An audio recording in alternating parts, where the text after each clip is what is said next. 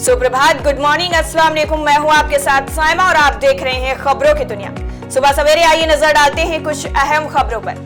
बिहार विधानसभा के बजट सत्र के दौरान बीते 3-4 दिनों से बयानों व टिप्पणियों से मर्यादाएं टूट रही हैं। इस कड़ी में बुधवार को तब हंगामा खड़ा हो गया जब मुख्यमंत्री नीतीश कुमार की सरकार में भारतीय जनता पार्टी कोटे से मंत्री सम्राट चौधरी ने विधानसभा अध्यक्ष विजय कुमार सिन्हा के खिलाफ टिप्पणी कर दी। बिहार विधानसभा के इतिहास में संभवतः ये पहली ऐसी घटना है जिसमें किसी मंत्री के विधानसभा अध्यक्ष के खिलाफ टिप्पणी पर ऐसा हंगामा खड़ा हो गया। अब अध्यक्ष मंत्री की माफी के लिए अड़ गए तो मंत्री ने ऐसा करने से साफ इनकार कर दिया। इस बीच सदन की कार्यवाही घंटों ठप रही। भोजनावकाश के बाद मंत्री के माफी मांगने पर सदन की कार्यवाही दोबारा शुरू हो सकी।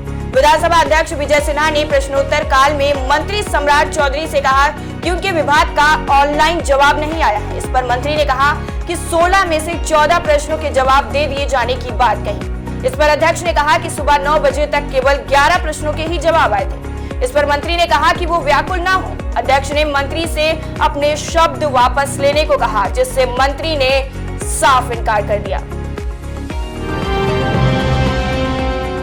दिल्ली एनसीआर के चारों बॉर्डर सिंधु टिकरी, शाहजहांपुर और गाजीपुर बॉर्डर पर तीनों केंद्रीय कृषि कानूनों के विरोध में धरना प्रदर्शन जारी है। इस बीच यूपी गेट पर किसानों की वहां पंचायत भी जारी है, जिसमें किसान आंदोलन के मद्देनजर कई अहम निर्णय लिए जा सकते हैं।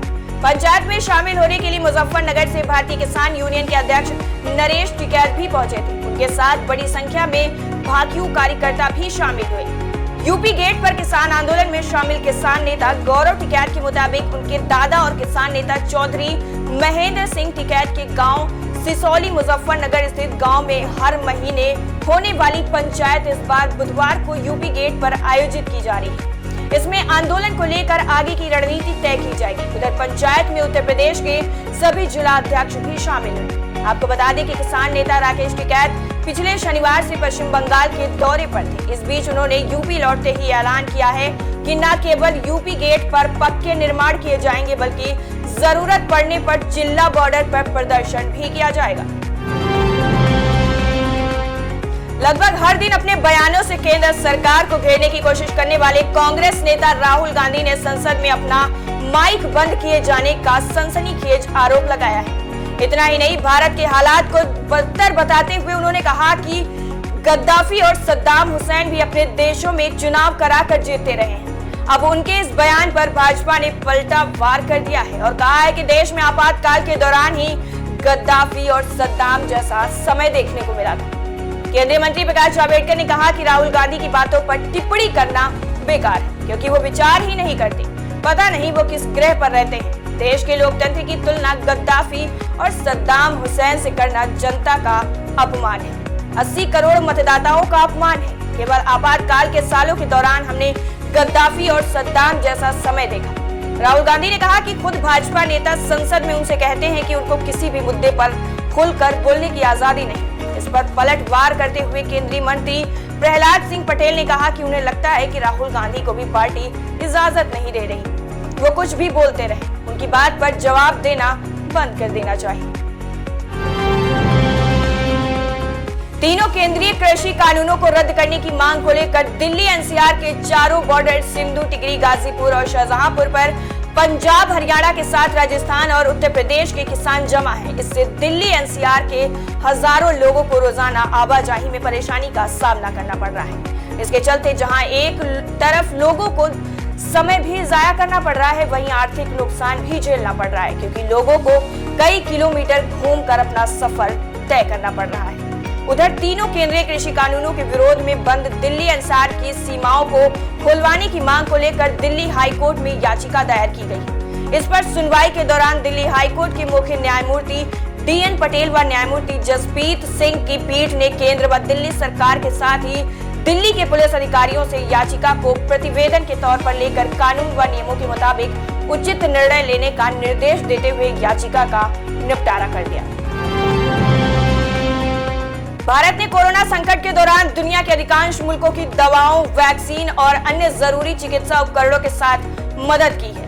विदेश मंत्री S जयशंकर ने राज्यसभा में गुरुवार को कहा कि कोरोना महामारी के मुश्किल वक्त में भी भारत ने दुनिया के कई मुल्कों की मदद की। भारत ने 150 देशों और दवाओं को पीपीई किट जैसी जरूरी चिकित्सा सामानों की आपूर्ति की है। इनमें से 82 देशों को अनुदान के रूप में ये मदद पहुंचाई गई है। मौजूदा वक्त में भारत दुनिया के लिए एक फार्मेसी हब के तौर पर उभर कर सामने आया है। ब्रज की विश्व प्रसिद्ध लट्ठा मार होली 23 और 24 मार्च को खेली जाएगी। बरसाना में प्रेम से पगी लाठियों की बरसात 23 मार्च को होगी, जबकि नंदगांव में हुरिया ने 24 मार्च को लठ बरसाएंगी। एक रंग उल्लास होने के बावजूद भी दोनों ही दिनों की होली में विशेष अंतर है। ऐसा कहा जाता है कि द्वापर युग में भगवान श्री कृष्ण फागुन सदी नवमी को होली खेलने बरसाना गए और बिना फगुआ दिए ही वापस लौट आए। बरसाना की गोपियों ने कन्हैया से होली का फगुआ लेने के लिए नंदगांव जाने की सोची। इसके लिए राधा जी ने बरसाना की सभी सखियों को एकत्रित किया और बताया कि कन्हैया बिना फगुआ दिए ही लौट गए हैं, हमें भी नंदगांव चलकर उनसे फगुआ लेना चाहिए।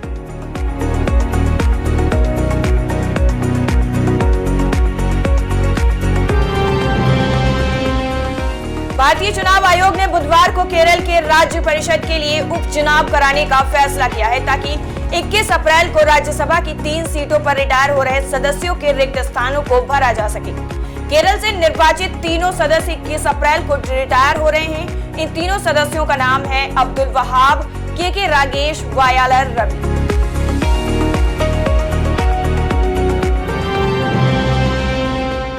संसद के बजट सत्र का दूसरा चरण जारी है। राज्यसभा में गृह मंत्रालय ने जानकारी दी कि पिछली 3 सालों में दौरान जम्मू कश्मीर में सीमा पार से आतंकी घटनाओं और घुसपैठ की कोशिशों में उल्लेखनीय कमी आई है। हालांकि पिछले 3 वर्षों के दौरान सीमा पार से गोलीबारी की घटनाएं जरूर बढ़ी हैं। इससे पहले गृह मंत्रालय ने राज्यसभा में लिखे जवाब में पिछले 2 वर्षों के दौरान पड़ोसी देशों से घुसपैठ की संख्या की जानकारी दी। इस दौरान भारत पाकिस्तान बॉर्डर पर 61, भारत बांग्लादेश बॉर्डर पर 1045, भारत नेपाल बॉर्डर से घुसपैठ की 63 घटनाएं सामने आई हैं। वहीं भूटान, म्यांमार और चीन से घुसपैठ की कोई भी घटना सामने नहीं आई।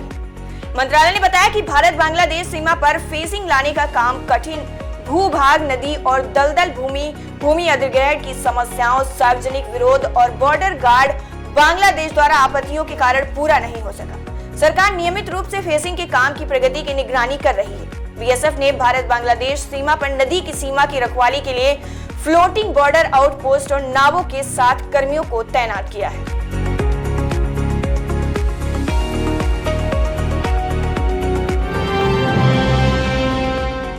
अमेरिकी अंतरिक्ष कंपनी नासा और दुनिया भर के वैज्ञानिक मंगल ग्रह पर पानी की खोज में जुटे हैं। वैज्ञानिक इस बात की टो कर रहे हैं कि क्या मंगल ग्रह पर कभी पानी का कोई स्रोत हुआ करता था, क्या मंगल ग्रह पर कभी जीवन था। अभी नासा ने एक रोवर भी मंगल ग्रह पर भेजा था। इसका मकसद भी यही जानकारी एकत्र करना था कि ऐसे में नासा द्वारा वित्त पोषित एक अध्ययन ने मंगल ग्रह पर चौंकाने वाली रिपोर्ट पेश की है। आइए जानते हैं कि आखिर इस रिपोर्ट में चौंकाने वाली कौन सी बात है। नासा द्वारा वित्त पोषित एक अध्ययन के अनुसार मंगल ग्रह की सतह के नीचे उसका अधिकांश लापता पानी दफन है। यह अध्ययन उस वर्तमान दावे के उलट है जिसमें कहा गया है कि लाल ग्रह का पानी अंतरिक्ष में चला गया है। मंगल की सतह पर पाए गए साक्ष्यों से यह भी पता चलता है कि अरबों वर्ष पहले इस ग्रह पर न केवल पानी था, बल्कि यहाँ पर गहरी झीलें और सागर भी थे। जनरल साइंस में प्रकाशित नए अध्ययन से पता चलता है कि मंगल पर मौजूद पानी का एक महत्वपूर्ण हिस्सा 30 से 99% तक ग्रह की पपड़ी में खनिजों के भीतर फंसा हुआ है।